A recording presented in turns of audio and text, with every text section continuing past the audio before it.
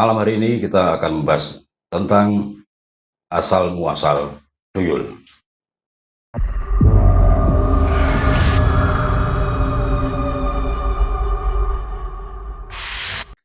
Secara sejarah bagaimana menurut Mas Iman tentang tuyul? Untuk tentang tuyul, saya membaca-baca ini juga menarik nih tuyul ini.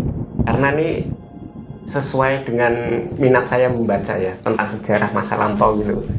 Tuyul itu menurut sejarawan bernama Ong Hok Nam itu mengatakan atau menceritakan bahwa jauh waktu zaman Belanda ada di Indonesia, Indonesia tuh masih Hindia Belanda ya, tahun 1800-an. Waktu itu kan tanam paksa, dan Belanda ingin mengubah itu gitu loh, karena sangat menyengsarakan kalangan bawah gitu, seperti petani, pedagang dan lain-lain gitu. Itu sangat menyiksa lah itu zaman dulu. Nah habis itu mereka punya ide untuk menciptakan sistem ekonomi, yaitu yang dinamakan ekonomi liberal atau ekonomi bebas lah. Jadi supaya masyarakat bawah, kalangan pedagang atau petani itu biar bisa sejahtera gitu. Nah, dalam hal itu memang menguntungkan untuk rakyat kecil, tapi bagian pedagang ya kita tahu sendirilah, pedagang itu kan yang menguasai zaman Belanda kan bukan penduduk yang bagian bawah seperti petani. Etnis yang menguasai perdagangan etnis tertentu kan. Ya kita tahu lah kasus rasial di Indonesia, kalau pedagang itu kebenciannya kepada siapa gitu. Saya tidak menyebutkan sukunya ya. Nah coba ini kalau saya potong sedikit ini. Jadi ini Mas Iman menjelaskannya malah justru tentang tuyul itu di masa-masa penjajahan ya. Ya. Saya kira itu apakah sebelum masa penjajahan itu sudah ada cerita tuyul apa gimana? Kok ini Mas Iman langsung ke masa-masa penjajahan dulu? Iya, karena itu berkaitan dengan ekonomi gitu loh. Oh. Karena tuyul itu lahirnya dari situ. Jadi karena rasial yang pedagang tersebut, atau saya sebut orang-orang Tionghoa gitu ya. Maaf ya, saya kata kutip gitu ya. Itu Tionghoa kan tiba-tiba kaya gitu kan. Nah itu menciptakan sebuah gap ekonomi lah, atau keirian antara petani dan pedagang tersebut. Jadi kayak kiasannya gini, kok tiba-tiba dia kaya ya, apakah ada menggunakan sesuatu gitu kan. Orang-orang kita kan biasanya gitu kan, kecurigaan tersebut gitu loh, adanya kesenggangan sosial. Kesenggangan sosial yang saya maksudkan gitu. Apakah dia ada melakukan ritual sesuatu kok bisa tiba-tiba kaya lah. Itu terciptalah dari situ gitu loh. Nah itu diteliti lagi dari antropolog Amerika lah. Antropolog Amerika tuh meneliti ke daerah Jawa Timur. Itu di kota namanya disamarkan jadi Mojokuto ya. Di daerah situ dia meneliti dulu itu ada pesugihan gitu kan, dengan karakter anak kecil gitu, mengambil sesuatu, bukan hanya uang, bisa berkas berharga atau apa gitu, surat wasiat atau gimana. Nah itu menggunakan itu gitu loh, kiasan itu. Rakyat sekitar menggunakan pesugihannya begitu. Jadi asal usul tuyul itu dari Jawa Timur juga. Itu penelitian tahun 1950-an oleh Clifford Geertz. Gimana ya bicaranya, nanti coba di googling sendiri ya, mohon dikoreksi pronoun saya. Jadi itu ada peneliti itu juga gitu dari antropolog. Jadi kebiasaan sosial, kebudayaan masyarakat Jawa Timur di kota tersebut, ketika ada orang kaya baru, OKB gitu lah, mereka mengkaitkan sesuatu ke situ gitu. Terus pesugihan tersebut atau gimana gitu. Dan akhirnya bagaimana dari pribumi sendiri itu mendapatkan dari mana itu sosok tuyulnya itu? Ya itu ritual apa? Kita sebut apa ya namanya, kayak pesugihan itu kan kayak klinik-klinik gitu, kayak jalangkung gitu-gitu kan, kita kan kebiasaannya begitu gitu loh Om. Dari apa namanya tuyul dia punya ide gambaran tuyul kan, anak kecil kan gesit gitu kan, suka ngambil ya, itu mungkin dari situ gitu loh asal muasalnya. Mungkin ada lanjut cerita ini tentang akhirnya tuh dari masa penjajahan itu kepada pribuminya jadi berubah menjadi kesetaraan secara ekonomi karena tuyul itu. Ya ada beberapa ya kasus gitu ya juga bisa karena mencuri gitu, terus kadang ada yang enggak juga sih karena itu kan cuma mitologi aja dan mitos lah. Orang kayak babi kempet gitu-gitu kan percaya bahwa apa namanya bisa ngambil uang dari manusia bisa jadi babi. Iya gitu. Tapi Perjanjian antara mitos apa benar aku juga kurang tahu. nggak tahu ya. Iya. Nggak tahu kebenarannya soalnya. Belum pernah lihat juga soalnya. Iya. Kalau tuyul itu ada yang pernah lihat juga. Tapi saya belum pernah lihat. Tapi kalau di mana kayak misal di YouTube itu kan ada orang-orang yang kayak diwadahi apa Toples gitu tuh. Tapi beneran apa enggak? Nggak tahu. Tapi gimana Om Nuk? Tadi apa? Saya kan dengar Om Nuk pernah lihat gitu juga. ya Atau cerita sebelum kita tagging itu? gitu. Jadi mungkin bisa juga ya, karena semua yang akan dilakukan manusia itu berdasarkan, kalau ke hal negatif ya, itu berdasarkan sakit hati, atau dikatakan itu benar-benar udah direndahkan semua martabat lah. Jadi disitulah timbul emosional secara batin untuk mengadakan sesuatu, dan yang akhirnya untuk secara emosionalnya itu dia harus benar-benar mendapatkan sesuatu berupa misalkan mungkin katakan itu sekarang banyak yang bercerita tentang perewangan juga lah. Nah, itu perewangan juga. Perewangan itu bahasa Indonesianya kan membantu lah.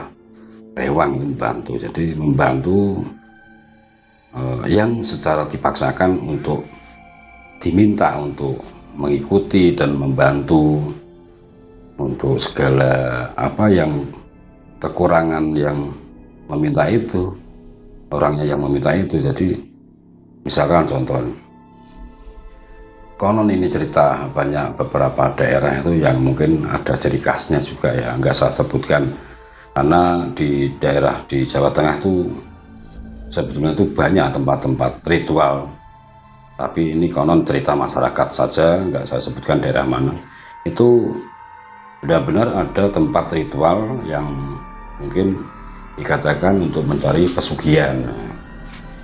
Nah itu ya percaya nggak percaya, tapi dari cerita-cerita orang-orang yang sudah mengalami ataupun datang ke tempat lokasi tersebut dengan ritual yang sudah dilaksanakan, sekembali dari sana ya mungkin secara kebetulan bagaimana apa nggak tahu ya, ya terus jadi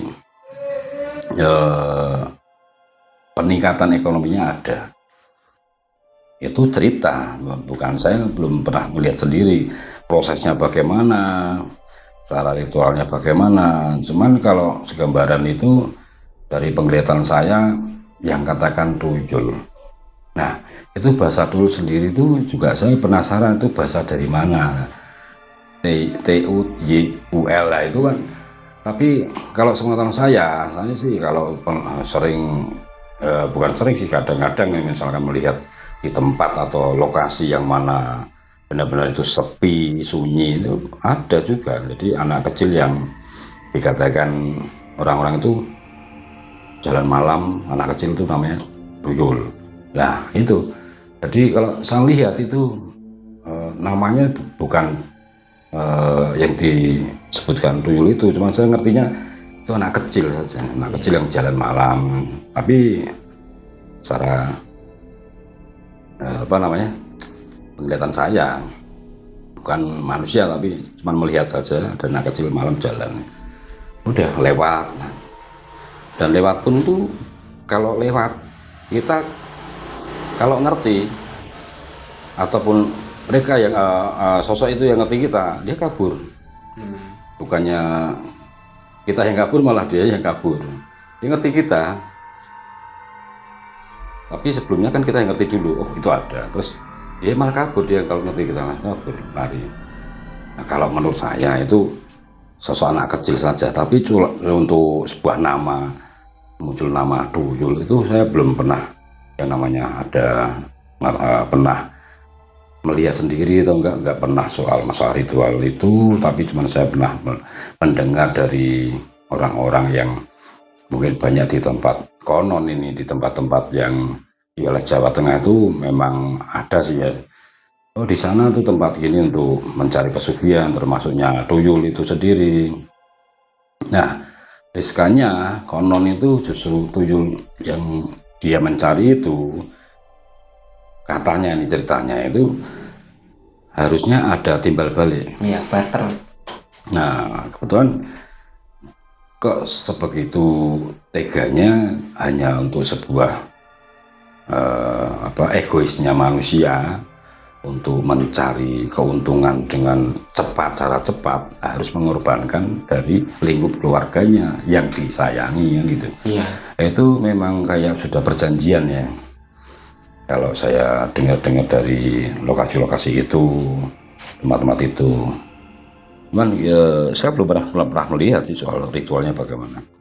Jadi ya, sepengetahuan saya hanya anak kecil saja, cuman nggak muncul nama tuyul, ya. nggak muncul. Mana anak kecil berlarian di tengah malam dengan apa namanya telanjang lah ya. Iya, digambarkannya gitu. Iya benar-benar lihat anak kecil jalan lari itu telanjang tengah malam. Sepengetahuan saya seperti itu, bukan tentang tuyulnya nggak tahu saya itu namanya tuyul apa siapa ya. Nah, kita kalau saya nggak menghiraukan soal itu karena ya udah itu yang namanya juga sepenglihatan saya hanya sekedar oh saya lihat udah, jadi nggak sampai muncul nama-nama tuyul ya. Yang jadi penasaran saya itu kan digambarkan sebagai anak-anak kecil gitu kan ngambil uang di daerah masyarakat yang tinggal di situ kan, tapi kok nggak bisa ngambil uang yang di bank gitu. Nah itu makanya jadi padahal di bank uangnya kan banyak gitu. Berkasnya yang diambil cuma orang-orang sekitar tersebut. Dan kebanyakan itu konon cerita dari masyarakat yang muncul cerita itu, kok yang diambil uangnya orang yang ekonominya menengah ke bawah, bukan ke atas. Itu kalau kita kasihan berarti kan. Jadi kayak orang mencuri tapi nggak pas sasaran kan gitu. Betul. Nah, itu mungkin dari Mas Iman, untuk Mas Iman sendiri bagaimana? Kalau saya sih nggak begitu percaya ya. Kan kalau orang kaya ya saya tahulah kerjanya apa gitu, misalnya gitu kan. Kalau untuk tuyul saya kan suka baca-baca gitu, terus film-filmnya kok menarik sekali gitu lihat tuyul. Tapi kita pernah jalan untuk ekspor ke outdoor, pernah Mas Iman sempat sekilas melihat anak kecil. Oh ya pernah. Bukan, ya waktu itu ya. Bukan lihat tapi dengar. Oh dengar apa namanya? Anak kecil bermain. Gitu. Dengar kok ada ketawa anak kecil tapi kok di kebun gitu. Kan aneh gitu. Apa mungkin itu salah satunya tuyul atau gimana kan saya kurang tahu. Itu dan tengah malam juga. Dan itu pun nggak di perkampungan. Kalau perkampungan itu dia nyari keuntungan atau mencari uang. Tapi kalau ini di kebun cari apa coba? Mungkin penonton atau pemirsa bisa ya percaya nggak percaya, yang konon itu ya bisa juga mitos ataupun cerita keasliannya bagaimana saat itu. Hanya sekedar mungkin saya juga hanya mengira itu hanya cuma nama, karena orang dulu itu banyak orang prihatin itu bukan orang karena kelaparan bukan prihatin itu benar-benar dari niat untuk dia berpuasa, untuk meditasi. Karena dengan keadaan seperti itu dia lebih baik diam, lapar, tapi ada hasilnya untuk sebagai pencerahan di dirinya itu. Dan akhirnya apa yang jadi cara prihatinnya waktu itu dari doa-doa tuh doa-doa muncul dan bisa jadi itu doa-doa yang dipanjatkan jadi dikabulkan dan gitu. Karena banyak prihatinnya waktu itu orang-orang lama dulu. Tempat orang-orang lama itu kalau musuh penjajah ya benar-benar dia secara ritualnya orang-orang dulu itu memang prihatin, puasa ataupun katakan untuk puasa untuk dirinya, untuk kekebalan tubuhnya ataupun ya seperti itu zaman-zaman dulu. Itu memang sejak zaman waktu Jawa kuno dulu gitu. Ya sepengetahuan saya gitu dari apa ya, gap ekonomi tersebut gitu loh. Yeah. Itu ya ulahnya Belanda juga. Ya Belanda itu bikin ulah gitu di Indonesia gitu kan, bikin sistem ekonomi yang membuat apa ya, kalangan bawah jadi terperosok, tapi sebagian kalangan lain apa namanya menjadi kaya. Jadi kan jadi pertanyaan gitu loh di kalangan bawah, kok bisa dia kaya, apa tiba-tiba yang menjadi kaya itu menggunakan sesuatu, maka timbullah konflik kayak gitu kan.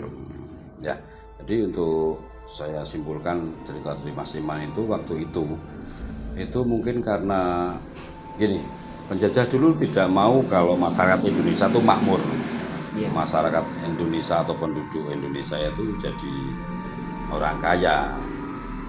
Begitu ada orang kaya satu atau dua, bukan. Jadi misalkan ada orang mampu waktu itu, orang-orang pribumi mampu satu, itu dengan cara menyebar hoax.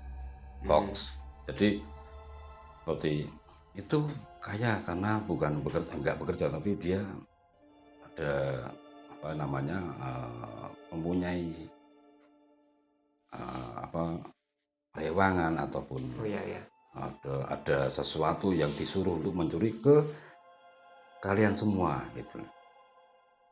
Jadi menyebar hoax itu ke masyarakat bahwa itu orang kaya ngambil uang-uang dari kalian-kalian gitu. Karena dia mempunyai yang katakan tuyul. Imbasnya yang di itu ya, jadi suatu kaum kena isu rasialnya itu ya. Iya, karena itu benar-benar waktu itu memang benar-benar masa penjajahan dulu nggak mau kalau pribumi atau orang-orang waktu zaman dulu ada yang menonjol kayak itu. Yeah.